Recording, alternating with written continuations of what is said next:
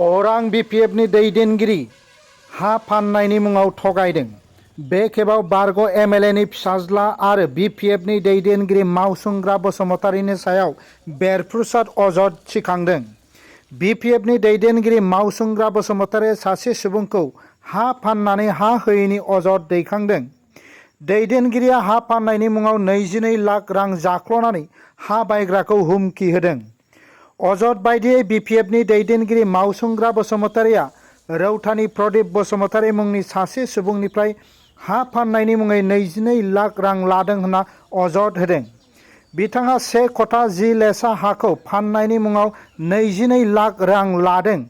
नाथाय उनाव प्रदीप बसुमतारीनो रां लाना हा होयैनि थाखाय हाखौ दखल खालामनायनि थाखाय मावसुंग्रा बसुमतारीया बिजिरसालियाव केस होनायनि अजद सिखांदों। थगायजानाय प्रदीप बसुमतारीया दा हा फाननायनि गासैबो फोरमानलाइफोरखौ लानानै हा मोनैनि थाखाय पुलिसनि खाथियाव थांदों। भुगिनांनाय प्रदीप बसुमतारीया बिपिएफनि दैदेनगिरि मावसुंग्रा बसुमतारीनि हेंथायै थाबैनो आयेननि राहा लानो थाखाय खुंथायखौ खावलायदों।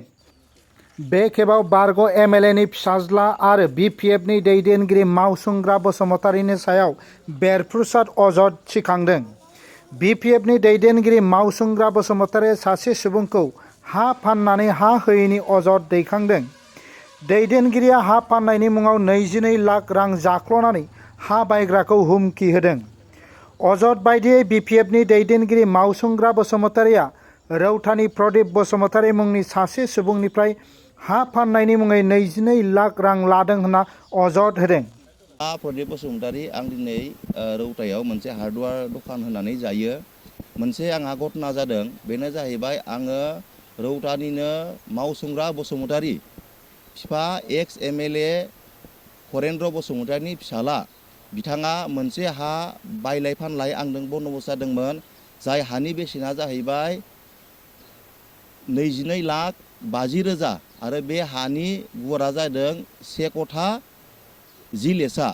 बिथाङा गासै रांखौ लाजोबनायनि उनाव जेब्ला आंनो हाखौ गथायनानै होनो गोनां जायो, बे समाव बिथाङा आंखौ उल्थायै हाखौ जरजबस्ति नाम खालामना लानो नागिरदों, आंखौ दाबि धमखि होनानै दलिल लिरनानै लादों। बेबायदि होननानै बिथाङा आंखौ उल्थायै कर्टआव केस होदों। दा बेनिखायनो आं दिनै उपाय गैयैनि आंनि रौता थानायाव आं दिनै एफआइआर होफैदों। लोगोसे आं मोनसे बेखौनो पाब्लिकनो मेसेज हरनो सानदों जे बे रोखोमनि गाज्रि मानसि फोथायखेबस मानसिखौ जुदिके रावबो दा फोथाय। आरो बिथांखौ आं खोनानो मोन्दों बिथाङा बबेबा पलिटिकेल पार्टिजों जुरितनो आरो आंखौ दाबि धमखि बिथाङा होदों। आं पलिटिकेलनि मानसि, नों आंखौ जेबो खालामनो हाया, आंहा बहुत गोदोर पलिटिक्सजों लिंक दं। बिथाङा बिसिनि खोथाखौ आंनो आंनि खोथानि सिगाङाव बिथाङा आंखौ धमखि होदों। दा बेनिखायनो जाय पलिटिकेल पार्टिजों बिथाङा दङ, आं खोनानायाव बिपिएफ पार्टिजों बिथांखौ दं होनना खोनादों आङो। दा बेनिखायनो बिथांखौ बै बिपिएफ पार्टि सिगांनि दैदेनगिरि बिथांमोन, बुद्धिजिबि बिथांमोन, आं नोंथांमोनखौ खर' गंग्लायै आर'ज गाबो जे बेबायदि फोथायखेबस मानसिखौ जाहाथे पार्टियाव लाखिया। मानोना बेबायदि मानसिखौ पार्टियाव लाखियोब्ला गाबोन बिपिएफ दोलोनि माखासे सापर्टारफोर जाय बिपिएफ दोलोखौ अनोमोन, मोजां मोनग्रामोन, कि बिसोरो लासै लासै साइड जालांनो हागौ। बेनिखायनो आंनिफ्राय मोनसे खावलायनाय बिपिएफ दोलो बिथांमोननिसिम जे बेखौ पार्टिनिफ्रायबो बेखौ बोखारनांगौ, बेबायदि फोथायखेबस मानसिखौ। आं दा बेखौनो लुगैयो जे आंनो न्याय नांगौ आरो आं लन लानानै हाखौ बायदों आरो बे हाखौ आं मोनफिननो लुगैयो। माजबाटनिफ्राय जतिन नाथनि रिपर्ट, एनबिटि लाइभ।